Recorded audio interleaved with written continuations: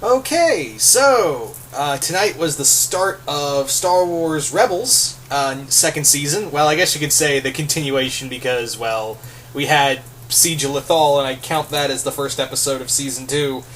So, what did I think of Star Wars Rebels episode 1? Pretty good. I feel like some things kind of got solved quickly, if not a little too quickly, and I'll get into that. But actually, let me get into a fan theory real quick before I go any further. Let me get into like a little fan theory before I go any further. And I've been meaning to talk about this, but I figured I'd wait until the Star Wars Rebels premiere to talk about it. And the idea, the theory that I had is that what's the word I'm looking for? Is that it involves the Inquisitors. The theory I have is that possibly with, the announcement of all these new Inquisitors and the Inquisitors looking for more young Jedi to incorporate, and obviously there's more of them, my theory, and since this show is supposedly supposed to have some semblance to The Force Awakens, my theory is that maybe all of the Inquisitors are what become the Knights of Ren, or at least the first Knights of Ren. Because obviously when the Empire fell, by the looks of things, they had several Dark Jedi under their command. And they didn't exactly were officially Sith, they were just fallen Jedi. Or, Dark Jedi, or whatever you want to call them. But yeah, these Inquisitors now have nothing to do. So, yeah, they just formed my theory is that these guys, after the Empire fell, forged the Knights of Ren. Whether it be from Kylo Ren, although they did say that he was a member who broke off at a young age, so I don't think it was him. But yeah, it could be a guy named Ren, or it could be just a cool name. Who knows? But that's the theory I'm working off of, that the Knights of Ren are more or less the first, at least the first incarnation of the Knights of Ren were Inquisitors who survived the fall of the Empire and forged their own group. That's what I'm kind of thinking. But anyway, that's the theory I'm working on. So anyway, let's move on to the rest of the episode. Episode is good. Right off the bat, we get the introduction of Captain Rex along with Gregor and Wolf. And, oh boy, man, I feel real bad for Gregor. Oh man, do you guys remember that episode where we saw what happened to him and the brain damage he suffered? God, he just did not recover. And by the looks of things, neither did Wolf.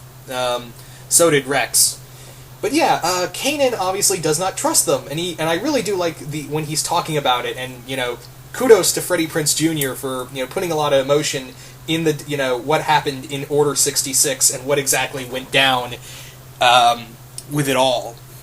Kudos to him and Dean Bradley Baker, who always gives a great performance. It's not just one clone, but all of the clones. He really knows how to, even though it's all the same character, he knows how to make them all sound different and have their own personalities. So, gotta give credit when credit is due.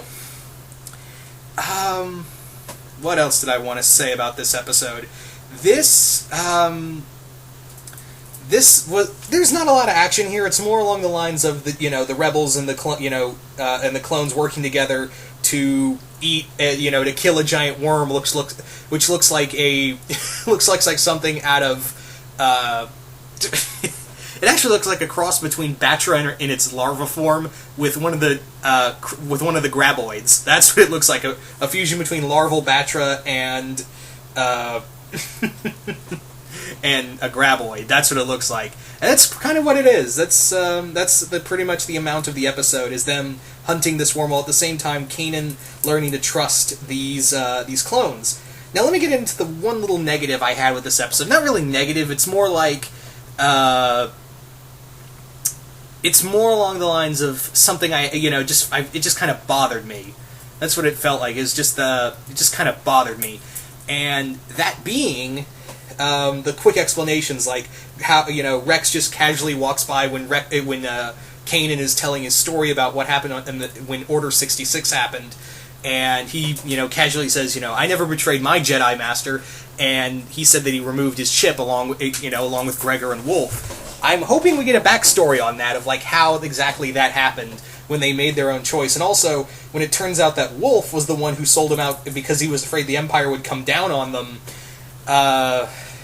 Yeah, and then, Rex gives him a speech like, no, we're no longer at war anymore, and then Wolf is just like, oh, you're right, I'm sorry. No, verbatim, that is what he says. You're right, I'm sorry. And everyone's just okay with it. And I was like, really? You kind of just sold everyone out, even including your brothers, so... Yeah. Also, the Emperor just retired the clones, so there's hundreds of clones all over the world, all over the galaxy, just kind of enjoying, sitting by a beach, sipping margaritas. That's what I kind of gathered from that. Although then again, it retired by Imperial standards means someone got, Vader and a couple other stormtroopers got together and, it turned into a scene from The Godfather. Let's just say that.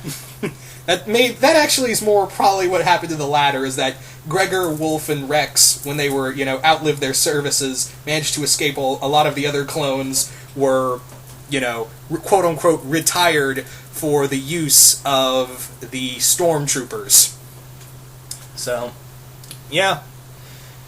All in all, pretty good episode. Not a lot happens. It's more like the start of what happens, because next week's episode, man, that one looked just...